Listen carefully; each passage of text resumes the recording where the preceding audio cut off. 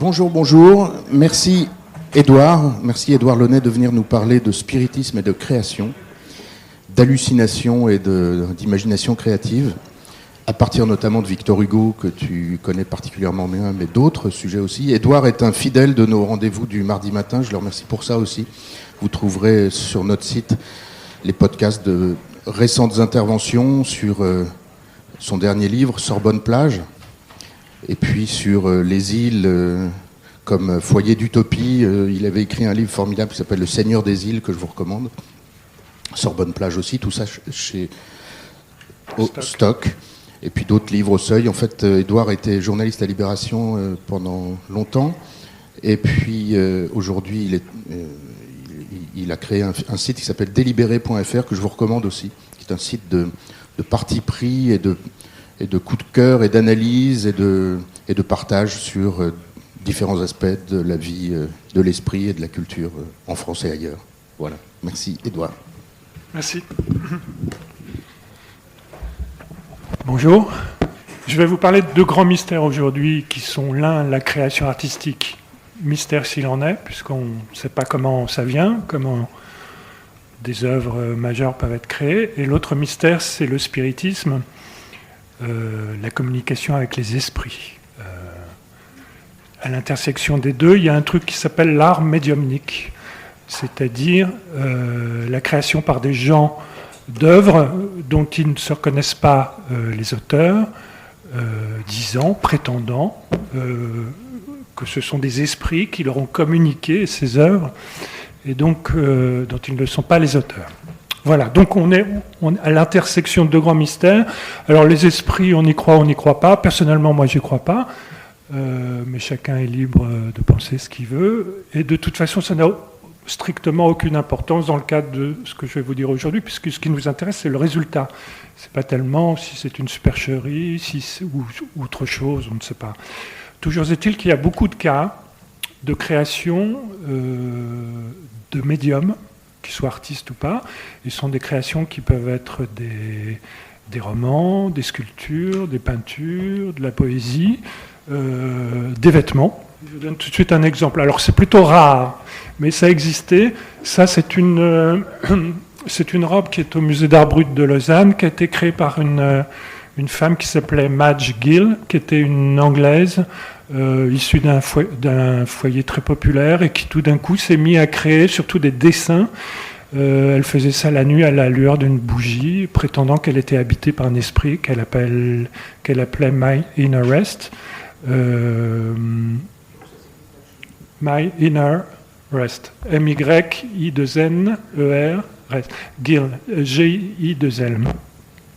C'est une des nombreuses personnes qui se sont crues en communication avec un esprit défunt ou imaginaire et qui sont mis à créer des choses comme ça. Alors, bon, les cas dans la mode, dans la couture sont relativement rares, il y en a quelques-uns.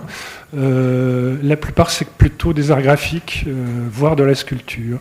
Alors, c'est un secteur assez étonnant de l'histoire de l'art, l'art médiumnique. Spectaculaire s'il en est, qui peut paraître totalement anecdotique. C'est pas tout à fait le cas, parce que en analysant un certain nombre de cas, ce qu'on va faire ce matin, vous allez voir que c'est très édifiant. Des gens qui prétendent créer sous le contrôle d'autrui, parce que ça permet de mieux analyser le processus créatif. C'est ça le principal intérêt. L'autre intérêt, c'est peut-être les créations elles-mêmes. Il y en a des bonnes, il y en a des médiocres, mais en général, ça ressemble plutôt à ce qu'on appelle l'art brut. Et d'ailleurs, les quelques dizaines de personnes qui ont créé comme ça en transe médiumnique, leurs œuvres finissent souvent dans des musées d'art brut. Pour l'anecdote, je vous montre ça aussi. Ça ressemble un petit peu aux toiles d'araignées. Vous savez, les Américains avaient fait un certain nombre d'expériences sur les araignées en leur donnant des substances psychotropes, LSD, etc. Et faisaient tisser des toiles aux araignées. Et le résultat, c'était à peu près ça. Ça, c'est une Française aussi d'un milieu très populaire qui, tout d'un coup, s'est mis à créer un peu de tout, des dessins et pas mal de crochets. Et ça, c'est une de ses œuvres faites sous l'influence des esprits, dont on pensera ce qu'on veut. Enfin bon, c'est au moins pour elle le mérite de l'originalité. Et cette fille-là s'appelait, c'était une Française, donc Jeanne Tripier, et qui, comme un tripier, et dont certaines œuvres se trouvent dans des musées d'art brut. Alors, elle créait tellement qu'elle a fini par être enfermée dans un hôpital psychiatrique, et où elle n'a pas cessé d'ailleurs de créer. Voilà pour un rapide tour d'horizon. Donc, d'une part, des médiums sans aucune formation artistique qui se mettent à créer des œuvres sous l'influence des esprits, et d'autre part, des artistes qui vont créer dans des domaines qui ne sont pas les leurs. Par exemple, Victorien Sardou, qui était un dramaturge, s'est mis à créer dans le domaine graphique. Voilà. Donc il y a beaucoup de cas différents qu'on va reprendre, mais d'abord je vais commencer par le début, et c'est-à-dire par le spiritisme. Le spiritisme, ça commence le 31 mars 1848. On sait très précisément comment ça a démarré, cette histoire-là. C'était dans l'État de New York, donc, aux États-Unis. Il y avait une famille qui s'appelait la famille Fox. Et c'est une famille qui se retrouve dans un petit patelin qui s'appelle Hydesville, pas loin de New York, et qui loue une maison. Et c'était une maison hantée. Alors ça, les maisons hantées, c'est vieux comme Hérode.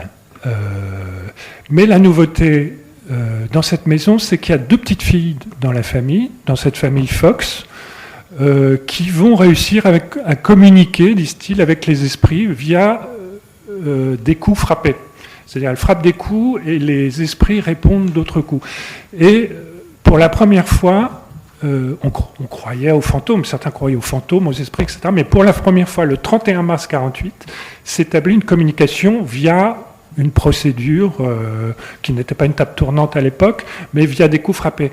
Et ça devient un sujet de curiosité dans la famille, chez les proches, et rapidement dans tout l'État de New York, et bientôt dans tous les États-Unis. Il y a une sorte de folie, de vague. Bon, il faut voir que les États-Unis en 1948, c'était une...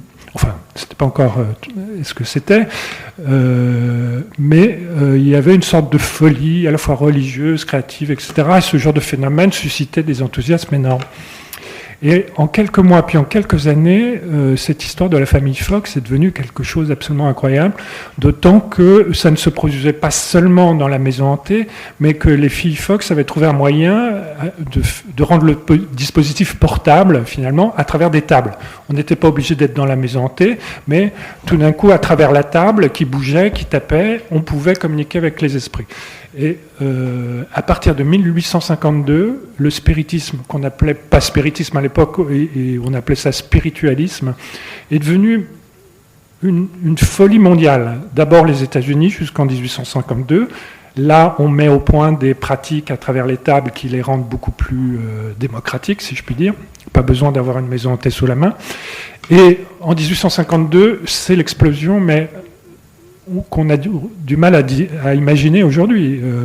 Tout le monde en parle, tout le monde en fait, il se crée des journaux, même des quotidiens spirit aux États-Unis, et ce qui devait arriver arrive, c'est-à-dire que cette vogue s'exporte via des médiums qui partent en Angleterre, en Allemagne, et tout d'un coup, toute l'Europe est touchée en 1853.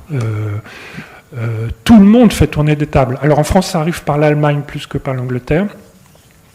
Tout le monde fait tourner des tables, Napoléon III, les ouvriers, toute la France fait tourner des tables. Et en l'espace de quelques mois, phénomène sans précédent. Et par ailleurs, premier américanisme culturel qui vit en Europe. Bien avant Hollywood, la première mode culturelle importée des États-Unis, c'est le spiritisme. Le spiritisme, qui semble totalement incroyable, vu d'aujourd'hui. Donc tout le monde fait tourner des tables. Toute l'Europe. Bientôt l'Amérique latine, l'Afrique. Il y a quelque chose qui séduit, même si les gens n'y croient pas, mais il suffit de se mettre autour d'une table, d'établir un protocole, et comme je vous le disais tout à l'heure, quelque chose finit par se passer. Alors qui a trait ou pas à l'inconscient des participants qui sont autour de la table, Tout ça a été étudié par différents scientifiques et certains continuent à croire aux esprits, bon, ce qui n'est pas mon cas, je le rappelle.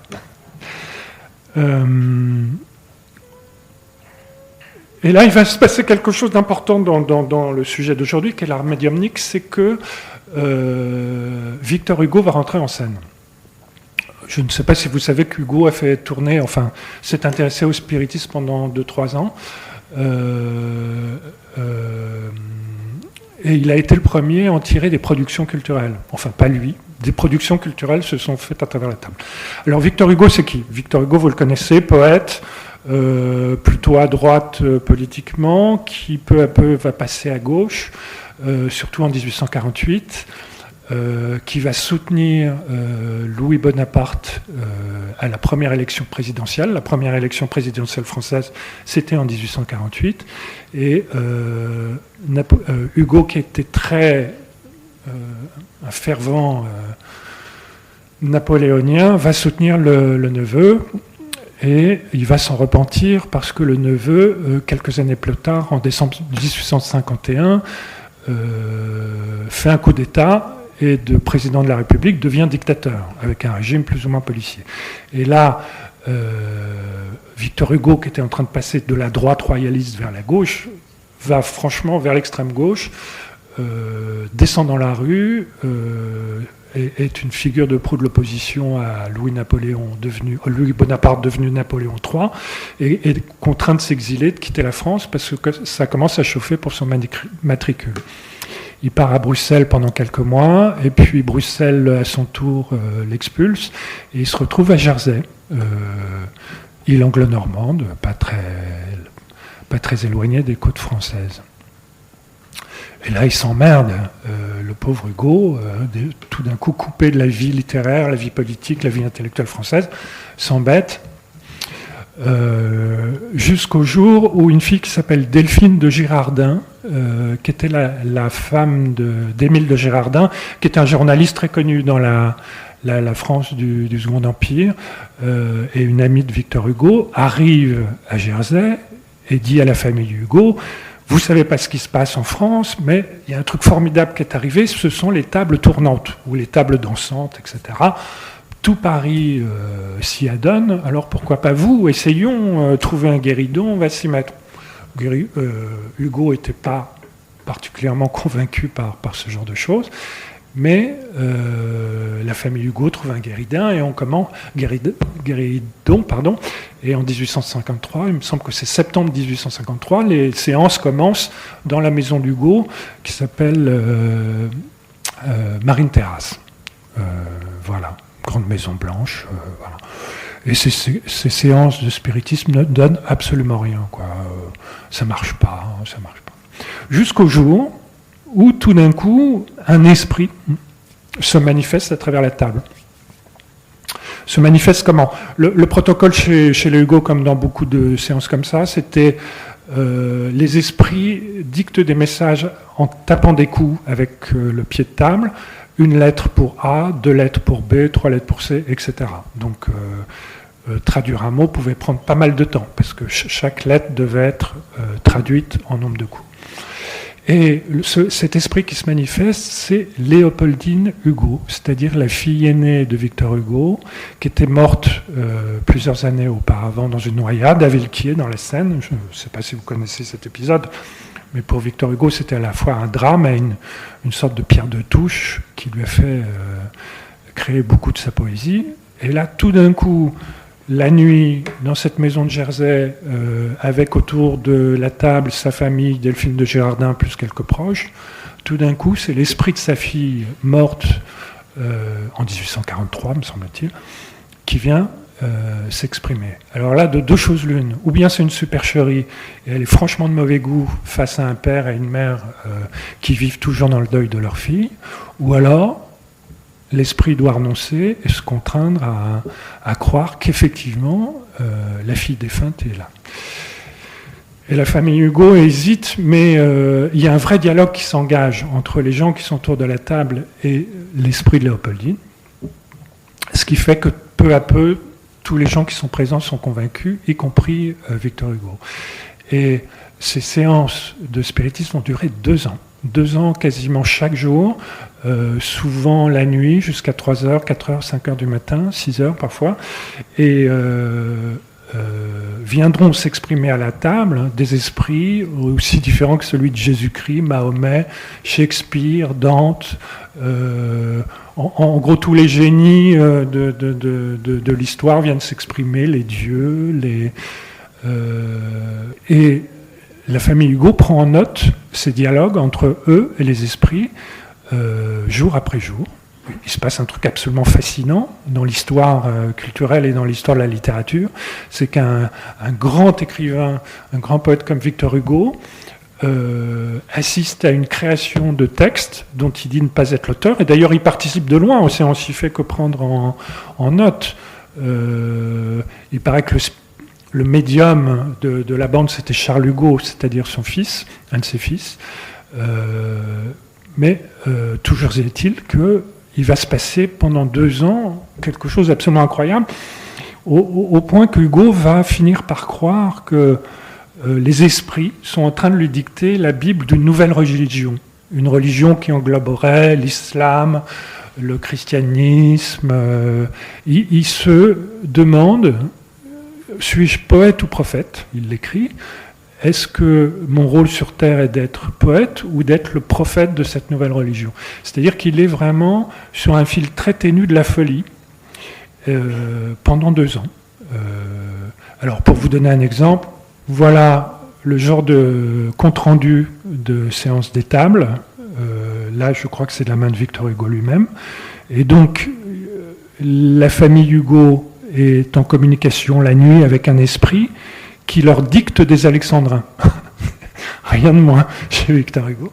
Et donc, je ne sais pas si vous voyez, mais on voit les alexandrins qu'Hugo prend en note.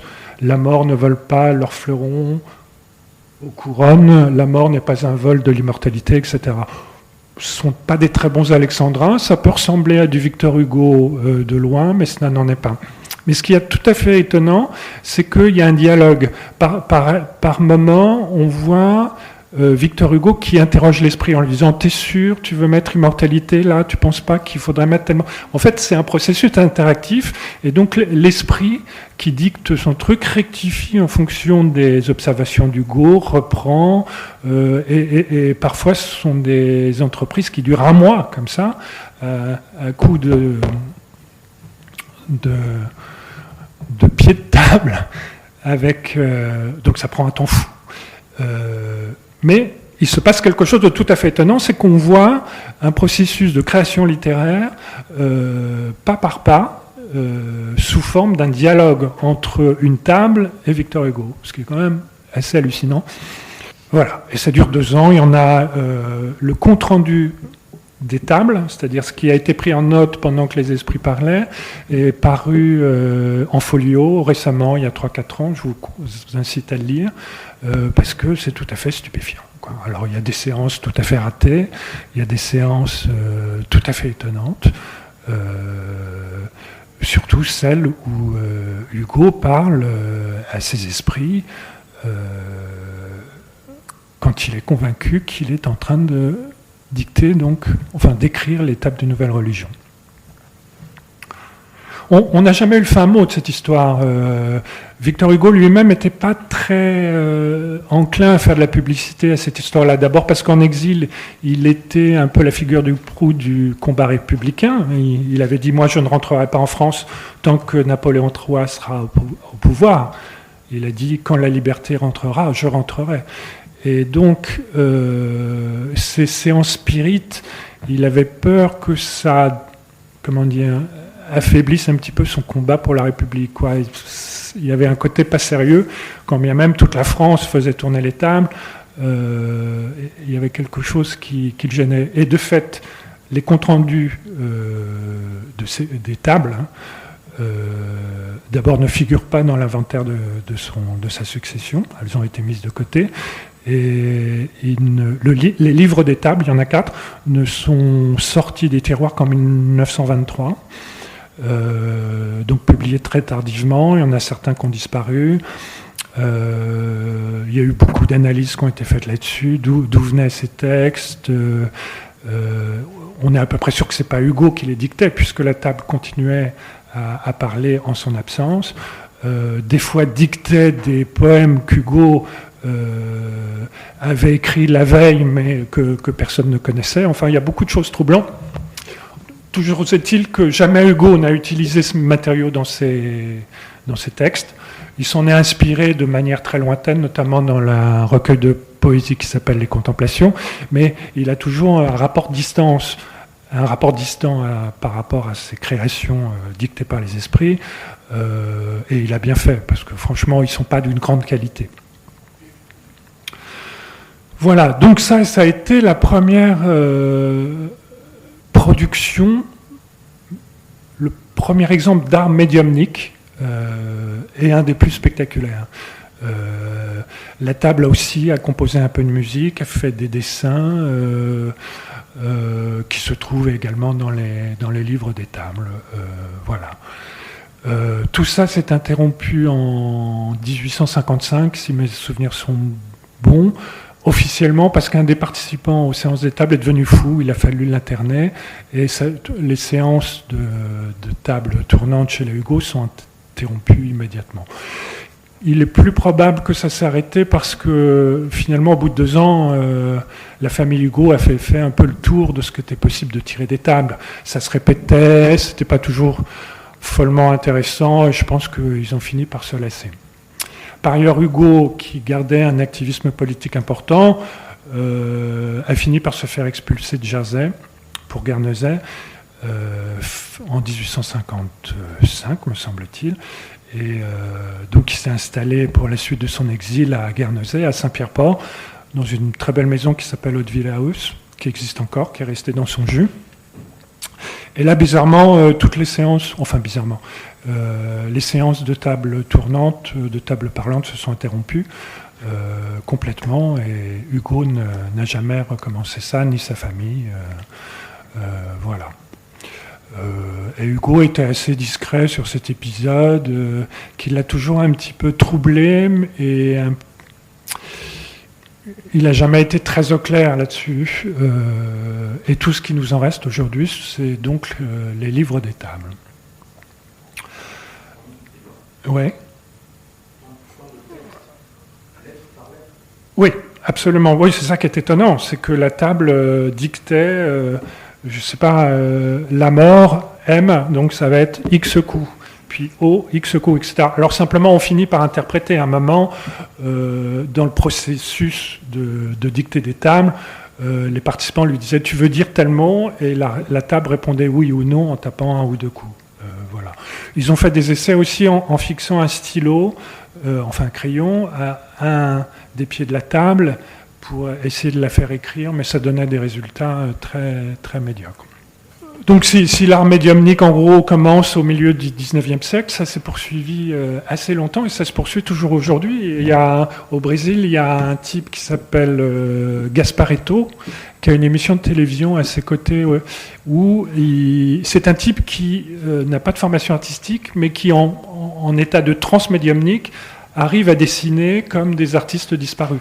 Et parfois, il fait 2 dessins différents avec ses 2 mains, donc il se plonge en un état de transe comme ça, et il dit que les esprits viennent des artistes défunts lui faire reproduire des tableaux de ces artistes. Et c'est assez spectaculaire à voir. Je crois qu'il y a quelques vidéos sur YouTube. Et donc il y a cette émission qui l'anime à la télévision brésilienne.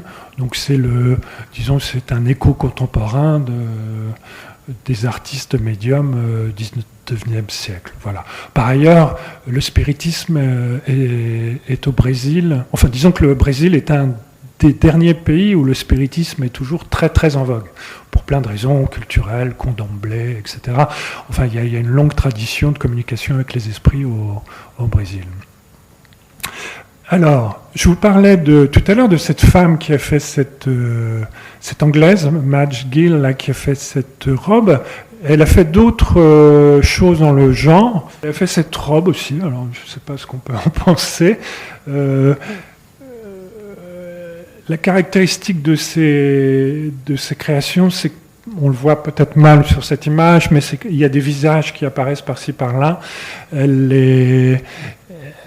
Ce qui est d'ailleurs un trait commun de beaucoup des créations médiumniques, c'est qu'on voit des visages qui sont sans doute ceux d'esprit. Elle a fait aussi des choses plus monumentales, des créations de tissus. Celui-là doit faire 3 mètres, et on la voit au fond. Elle a une production intense. Comme la plupart des artistes médiums, ils créent à jet continu. Alors tout n'est pas d'une égale qualité. Il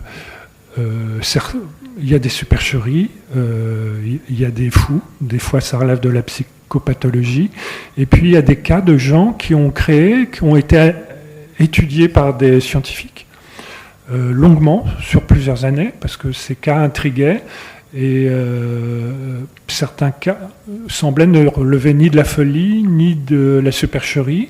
On n'a pas trouvé d'explication.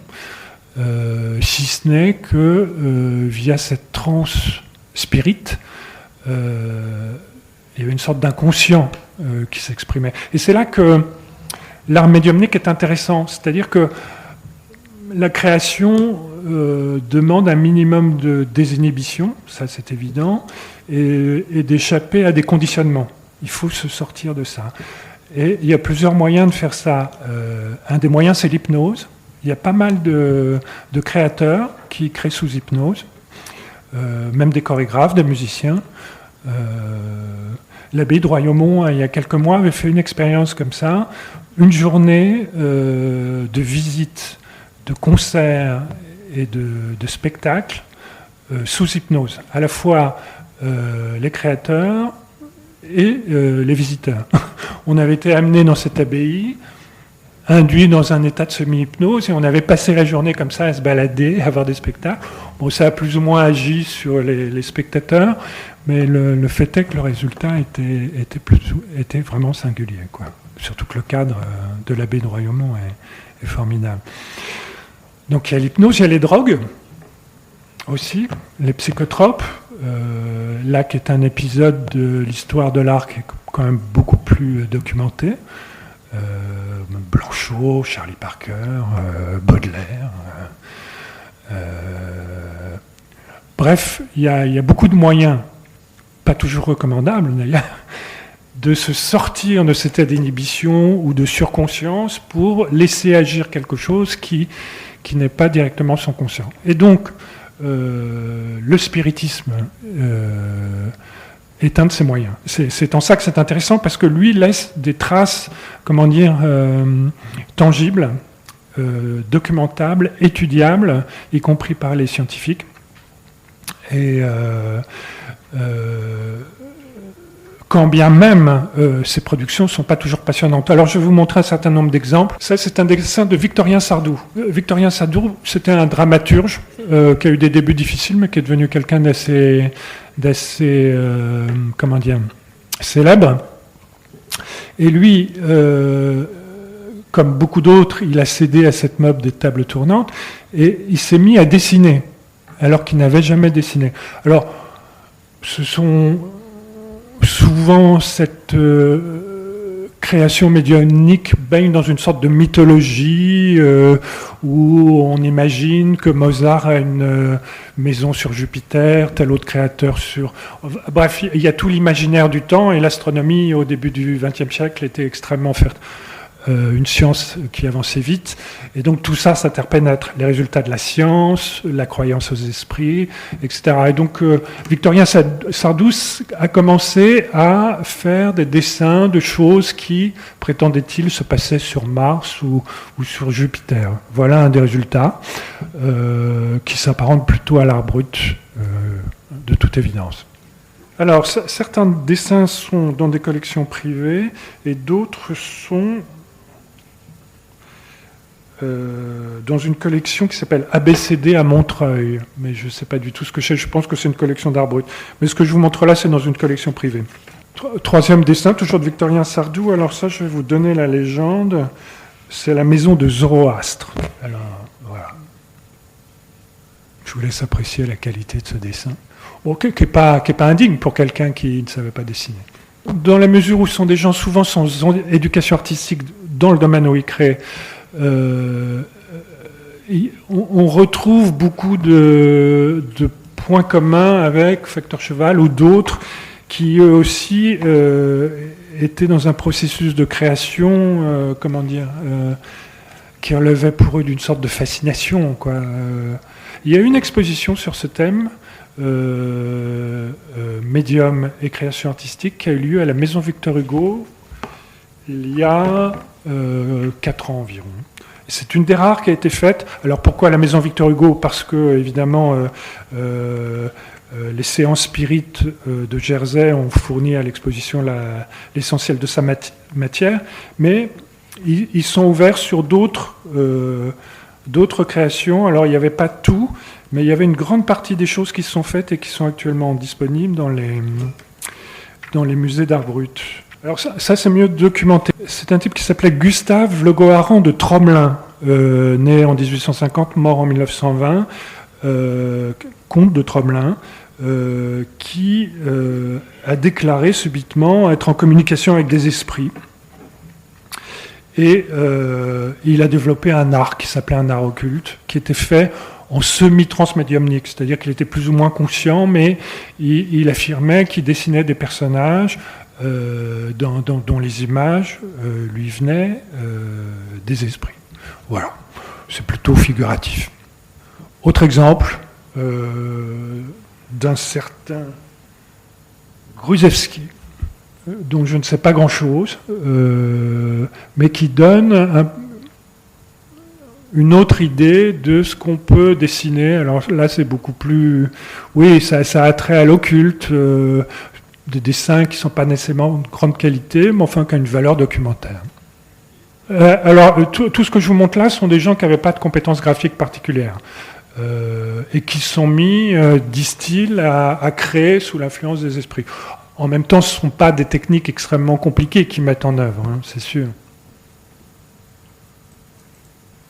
Là, c'est une fille qui s'appelait Smith, qui est un cas très intéressant parce qu'elle a créé pendant 40 ans, elle faisait des romans en transe médiumnique, et elle dessinait aussi.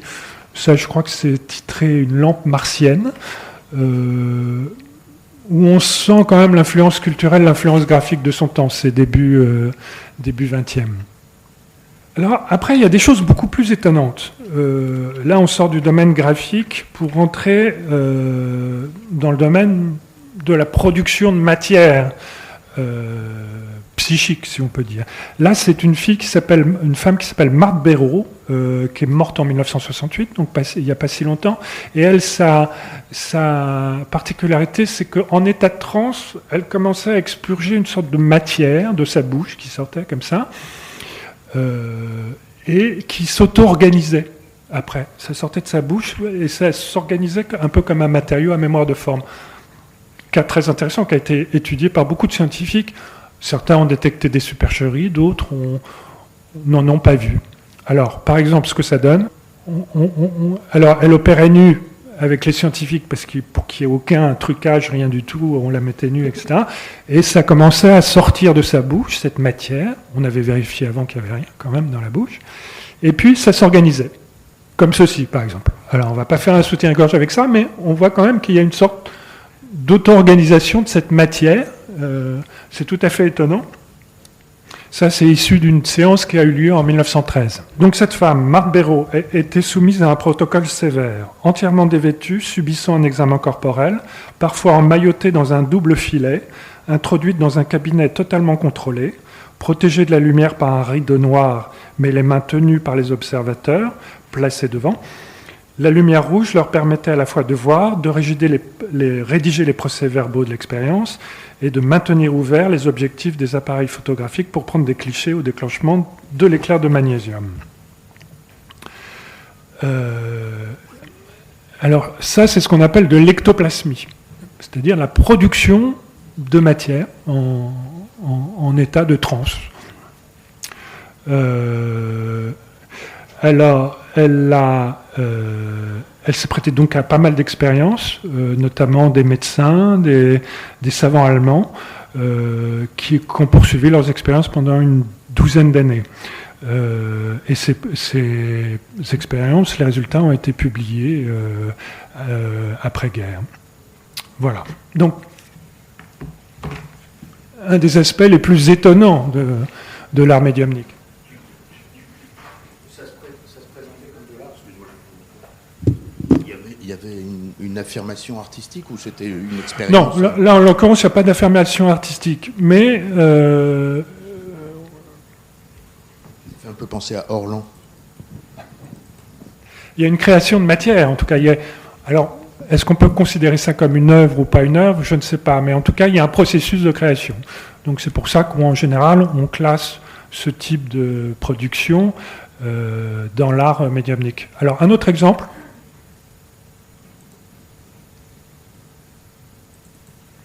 C'est ceci. Ça, ce sont des moulages de mains d'esprit. Alors, cette fois-ci, c'est un gars qui s'appelle Kloski, que je vais peut-être retrouver cette fois-ci. Voilà, Franek Kloski, qui était un Polonais, qui est mort en 1944. Et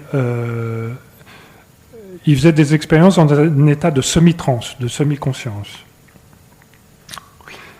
Et lui, ce qu'il produisait, c'était des productions lumineuses qui pouvaient se balader dans la pièce et qui touchaient les gens qui participaient.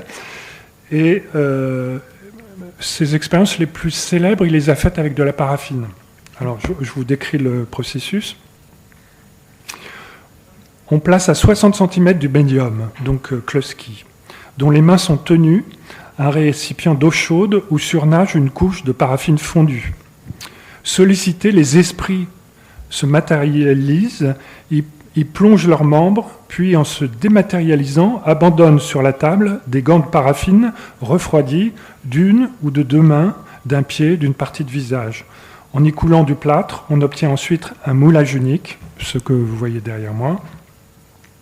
Dans les expériences menées lors de séjours à Varsovie en 21 et 22, les expériences sont reprises avec des savants qui peaufinent un peu le dispositif, etc. Et toujours est-il qu'on obtient des choses comme ça. Voilà. Alors là aussi, un certain nombre d'experts ont crié à la supercherie parce que les conditions d'expérience leur semblaient approximatives, et puis d'autres n'ont rien trouvé à redire. Donc, production, cette fois-ci dans le domaine de la sculpture. Parmi les gens qui sont le plus intéressés à l'art médiumnique, il y a les surréalistes, parce qu'ils ont été vraiment fascinés par ça. Alors, il y a eu des séances spirites, ils ont fait un peu de spiritisme, mais surtout, ils ont transmuté ce type d'expérience dans, vous le savez, l'écriture automatique ou le dessin automatique, qui était une autre manière, à côté des drogues, de l'hypnose, de s'affranchir un peu de ces conditionnements, de son conscient, de son inhibition. Et donc là, c'est un dessin de Robert Desnos, a priori fait dans un état de création automatique. Alors c'est intéressant cette filiation dans le surréalisme, d'une part parce que les surréalistes étaient très admiratifs de Victor Hugo, et ils ont été très très intrigués par ces histoires de table. Chacun en a retenu ce qu'il a voulu, mais les surréalistes en ont retenu qu'il pouvait être intéressant effectivement de se déconnecter comme ça de sa conscience, c'est de trouver des moyens de le faire. Donc ça a été les plus grands continuateurs, si on veut, de cet art médiumnique par d'autres moyens. Aujourd'hui encore, il y a un certain nombre de médiums, ou prétendus tels, qui font de la création. Moi, j'en ai croisé un qui s'appelle Deloison, dans des circonstances un petit peu particulières que j'avais commencé à évoquer tout à l'heure. Donc, la Maison Victor Hugo a fait cette exposition autour des productions artistiques d'un certain nombre de médiums artistes ou d'artistes médiums. C'était très beau. Et à la fin de l'exposition, moi j'avais été voir le directeur de la Maison Victor Hugo, donc pas très loin, là, place des Vosges, et je lui avais dit on ne peut pas finir cette exposition sans faire une expérience. le spiritisme, c'est pas tant une croyance qu'une pratique. Donc attachons-nous à la pratique en toute, sans a priori. Et le directeur de la maison Victor Hugo m'avait dit, oui, vous avez raison, essayons. Donc le soir de la fermeture, sur le coup de 21h, on s'est fait amener à un guéridon massif en chaîne qu'on aurait été incapable de déplacer chacun de nous. Et puis on s'est mis autour de la table. Il y avait la directrice de la communication de la maison Victor Hugo, donc le directeur, moi, une amie. Et puis on a fait venir un médium patenté, un type qui fait de la création de bijoux et du dessin, Philippe de Loison, et pour une sorte de séance didactique. Donc il a commencé en nous disant voilà ce qu'on va faire, voilà ce qu'il est possible de faire, de ne pas faire. Et c'est parti. Et on installe 4 caméras dans la pièce, on voulait vraiment documenter le truc. Et nous voilà autour de la table en train d'invoquer l'esprit de Victor Hugo. C'était le moment ou jamais, qui évidemment ne nous répond pas pendant une bonne demi-heure. Et puis donc, à défaut de réponse, on invoque l'esprit de Charles Hugo, son fils, qui était donc le médium des séances. Et donc avec les dispositifs classiques des tables tournantes, aucun de nous ne croyait, sauf le médium. Et aucun de nous, d'ailleurs, ne croit aujourd'hui. Mais enfin, on se met autour de la table. Esprit de Charles Hugo, situé là, déplace la table vers la fenêtre. Et là, le guéridon, très très lourd, part. Alors on le touchait du bout des doigts. Le guéridon fait 3 mètres vers la fenêtre. Et maintenant, si tu as des choses à nous dire, Charles Hugo, part vers le centre de la pièce. Le guéridon. Alors, on était à la fois un peu estomaqués, assez amusés, parce que c'est précisément pour ça qu'on avait fait cette expérience, pour se colter à la pratique, celle qui a été celle de Victor Hugo pendant 2 ans, quand même. Donc, il était de notre devoir de nous y mettre. Donc, on a tenté différentes expériences pendant 2 heures, qui sont dûment enregistrées sur des bandes vidéo. On a même fait une présentation un soir, il y a 2-3 ans, à la Maison de la Poésie. On a fait une projection du film. Et donc on s'est beaucoup amusé. Alors évidemment après on s'est un peu interrogé. Je vous le dis, Charles Hugo nous a rien dit d'extrêmement spectaculaire, mis à part les translations de la table. Mais à partir de cette expérience pratique, on s'est interrogé et on s'est aperçu que des personnes réunies ensemble dans un objectif commun, avec une ouverture d'esprit minimale, il ne faut quand même pas arriver en disant de toute façon ça ne marchera jamais, peuvent produire des phénomènes physiques, ne serait-ce que le bout des doigts sur une table, s'il y a une coordination générale, parvient, et ça c'est prouvé scientifiquement, à dégager des forces extrêmement importantes. Et donc ce qui s'est passé à notre grande surprise, c'est qu'avec le bout de nos doigts, on est arrivé à déplacer un objet qui faisait plusieurs dizaines de kilos, comme ça, et à un moment, le médium levait les mains, et la table, il était exempt de tout reproche, le type. Il me dit, vous y croyez pas, très bien, on va faire l'expérience, et il lève les mains, et nous-mêmes, nous faisions bouger la table d'une manière absolument incroyable.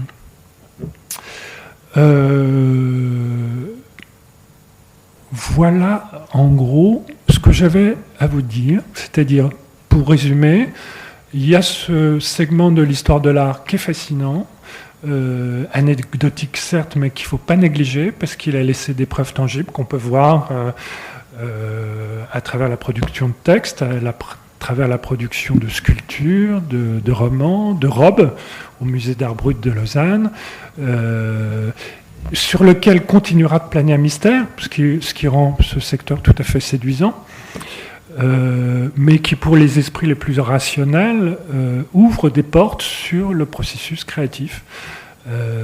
Alors, si vous voulez aller plus loin là-dedans, il y a eu un catalogue de cette exposition qui a eu lieu à la Maison Victor Hugo, c'est ça. C'est un catalogue qui s'appelle Entrée des médiums, spiritisme et art, de Hugo à Breton. Il n'est pas facile à trouver, mais vous le trouverez place des Vosges à la Maison Victor Hugo, ils l'ont. Et c'est, à mon avis, à ma connaissance, le seul document un peu transversal sur le sujet. Il y a un autre bouquin qui est vraiment fascinant, qui est sorti il y a 3-4 ans, qui s'appelle Les Voix d'outre-tombe, d'un certain Guillaume Cuchet, C-U-C-H-E-T, Les Voix d'outre-tombe, c'est paru au Seuil. Guillaume Cuchet est un historien, et ça, c'est un peu une histoire culturelle du spiritisme. Et c'est absolument passionnant, parce que c'est le seul ouvrage de ce... D'abord, c'est très bien écrit, tout à fait accessible, même si c'est écrit par un historien. Et qui parle à la fois du spiritisme, du contexte culturel dans lequel il s'est développé et des productions culturelles du spiritisme. Dernière chose, c'est France Culture a diffusé le mois dernier toute une émission sur Victor Hugo et les tables tournantes. C'est encore sur le site de France Culture, vous pouvez le trouver en podcast. Je l'ai partagé sur notre page. Ah, bon, parfait. Et l'émission s'appelait « Les génies parlent au génie ». Au génie, au singulier, le génie étant en l'occurrence Victor Hugo, bien évidemment. Voilà, avec ces trois choses-là, plus le livre des tables, donc qui est paru en folio, donc tous les comptes rendus des séances de spiritisme de la FMU Hugo à Jersey, il y a déjà de quoi largement s'étonner. Voilà, merci. Merci beaucoup. Avant de vous donner le micro, j'ai juste une question, vous permettez ? Juste une question. Tu n'as pas parlé d'Alan Kardec, peut-être un mot sur... Ouais, alors on n'est pas dans la création, mais... Alan Kardec est un Français, c'est un pseudo, j'ai oublié son nom, qui a un peu mis en théorie le spiritisme en France, qui est devenu la grande figure spirit française. J'en ai pas parlé parce que... C'est juste parce que tu parlais du Brésil et de l'artiste médiumnique... Gasparetto. Ouais. Gasparetto. Ouais. Vous êtes peut-être déjà allé au Brésil. Je ne sais pas si quelqu'un est déjà allé à Belém parmi vous. À Belém, vous êtes déjà allé à Belém. Vous vous souvenez, il y a une librairie à Belém, sur la grande place. Il n'y a pas 36 librairies, il y en a une, et il n'y a que des livres d'Alan Kardec dedans. Moi, je ne le connaissais pas vraiment avant. C'est quand même très surprenant. Alan Kardec a une grande postérité au Brésil. Du coup, dans ce que vous avez raconté, en fait, il y a deux types, j'ai l'impression. Il y a d'un côté les gens qui sont vraiment médiums, donc qui disent, ou en tout cas la démarche, c'est de se dire qu'il y a un esprit extérieur qui vient les habiter. Mais après, il y a toute la partie création automatique, etc., où en fait on se connecte plus à son inconscient, donc qui sont peut-être quand même pas exactement la même chose, non ? Ouais, tout dépend si on croit ou non aux esprits. Si on ne croit pas aux esprits, il faut conclure que dans les deux cas, c'est l'inconscient qui s'exprime. La transe spirit étant une manière de se débrancher du conscient. Donc entre les expériences d'écriture et de dessin automatique des surréalistes et les expériences de Victor Hugo et d'autres, moi je ne trace pas de frontières. Après, c'est juste une histoire de croyance. Moi, j'ai pas d'intérêt particulier pour le spiritisme. Ça m'amuse, je trouve que c'est une pratique culturelle qu'il faut connaître. Si je me suis intéressé à ce domaine, c'est parce que je m'intéresse beaucoup à Victor Hugo. C'est une passion chez moi, Victor Hugo. Et comme cet épisode de spiritisme est un des épisodes les plus singuliers de sa vie, tous les gens qui s'intéressent à Hugo, un jour finissent par s'intéresser à ça. Et s'intéressant aux tables et aux productions de Marine Terrasse, donc à Jersey, finissent par s'intéresser un peu au reste, c'est-à-dire les expériences scientifiques qui ont été faites, les autres productions culturelles. Un petit-fils de Victor Hugo, arrière-petit-fils Jean Hugo, qui était un bon décorateur, a fait des expériences de table chez lui, à Paris, avec Radiguet, avec Cocteau, avec Paul Morand. Ils ont repris un peu cette tradition familiale et je ne sais pas s'ils croyaient aux tables, je ne croyais pas, mais alors eux l'ont fait quelques semaines, ils ne l'ont pas fait 2 ans. Mais excusez-moi, là, je ne réponds plus du tout à la question, mais je suis un autre fil. les artistes ont eu cette fascination pour ce type d'expérience, jusqu'à Cocteau, jusqu'au moment où le surréalisme a offert d'autres voies.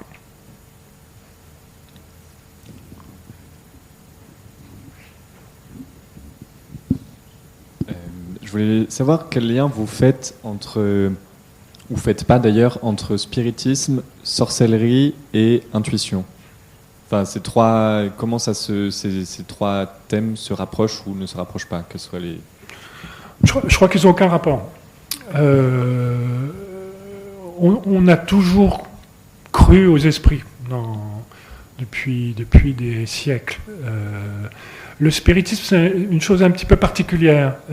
D'abord, c'était une procédure de communication avec les esprits.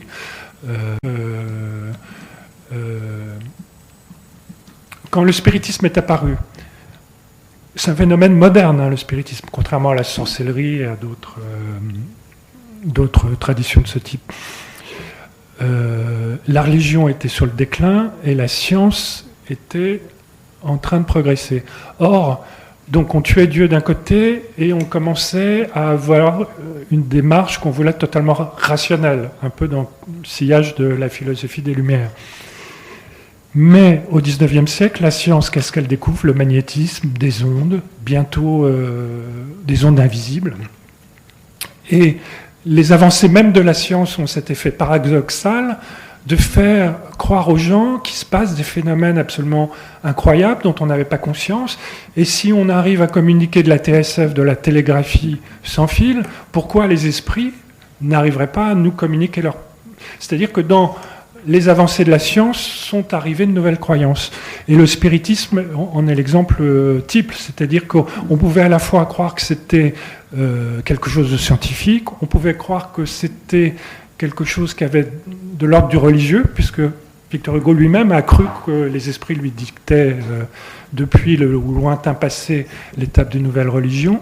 Il y avait tout ça, quoi, ça charriait des choses très contradictoires. Mais le spiritisme, c'est quand même un phénomène très moderne. Et du coup, quand il y a cette femme qui crée un vêtement la nuit, enfin plusieurs vêtements, à l'époque, c'était pas de la sorcellerie. Pourtant, c'est pas considéré comme...